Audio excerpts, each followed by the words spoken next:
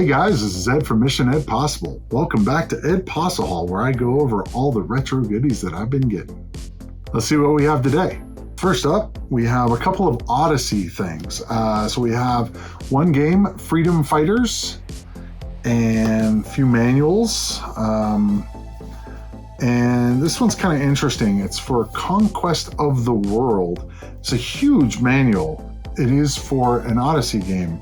The box must have been huge for this thing. I don't think most of the boxes were this big. So we have Conquest of the World, the manual. I've never heard of this game, but it is a Odyssey 2 game. So kind of neat. Next up, we have the biggest console ever, well, of the ancient era, the Atari 5200. This thing is a beast.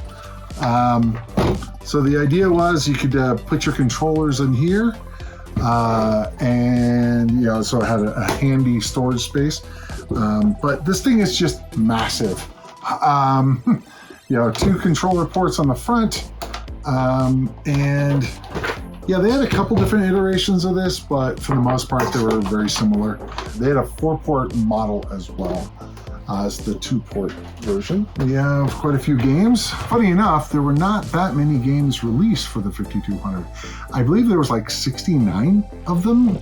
Not really many at all. And considering we have like 33, we've got like almost half of the games that were actually released for the 5200. A couple things to note. One, the cartridges are massive. For the time when the NES came out, obviously those cartridges were bigger. They did that on purpose. They wanted to actually have more power associated with the cartridge, even though the actual PCB inside was really small. There's no reason for them to be this big, but they're just huge. Another problem that I have with these cartridges is the fact that there's no end label. That was something that of course, Nintendo did with the Nintendo 64. Not a fan. I'm not sure why anyone thinks that this is a good way to do things, but regardless, it's what Atari did for the 5200. As far as I know, there's no real rare titles for the 5200. We do have a couple in here that are kind of interesting. Hero, for example, is a great game. I know on the 2600. And of course, the 5200 versions of the games are going to be much better than the 2600 versions. Now, one of the things to take note is the difference between the 5200 version of a game and the Atari 8-bit versions of the game, because the Atari 5200 was very, very similar to the Atari 8-bit computer line. There was very, very little difference, and a lot of games were actually ported from the 5200 to the 8-bit very simply. I've talked about this in the past of why they created the 5200 and the things that they should have done differently. Another thing that they did on the 5200 is they had the ability to have overlays. That's another thing you don't never see anymore is overlays. And those get lost to time just like manuals. I didn't get any manuals, I don't think, or very few for the 5200, even though I got all these cartridges. But good collection regardless. We have a power adapter for the 5200. The 5200 used I believe it was the same one that the 400 used, but it was definitely a more of a unique power supply in that it was an AC power supply. It did 9-volt AC as opposed to DC, which most power supplies are. So you need to have a special power supply for that. The wonderful 5200 controller. I have talked about this controller in the past. It's basically, I know it's the one everybody loves to hate. I am no different in that regard. Let me show you a reason why.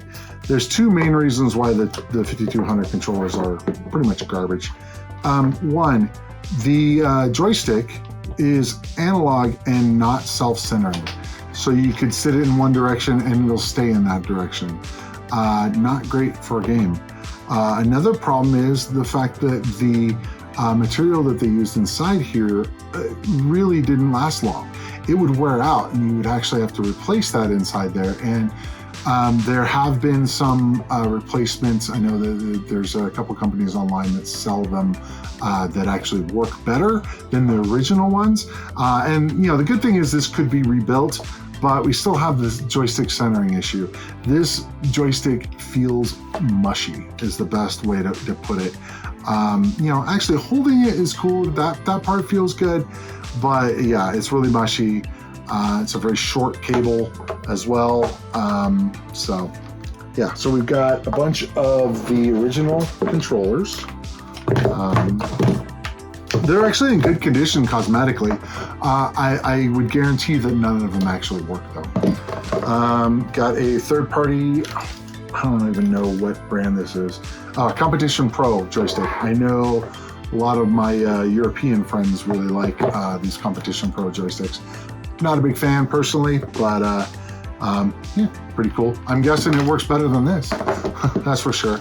Another thing that's interesting is the fact that it has a pass-through. And I believe that is because they didn't put any of the numeric keys or start, because there's also start, pause, and reset on the top here, which was cool, admittedly, but they didn't put that on this joystick. So they relied on having another joystick to have those controls, which is not ideal, but whatever, it is what it is. More Atari branded joysticks.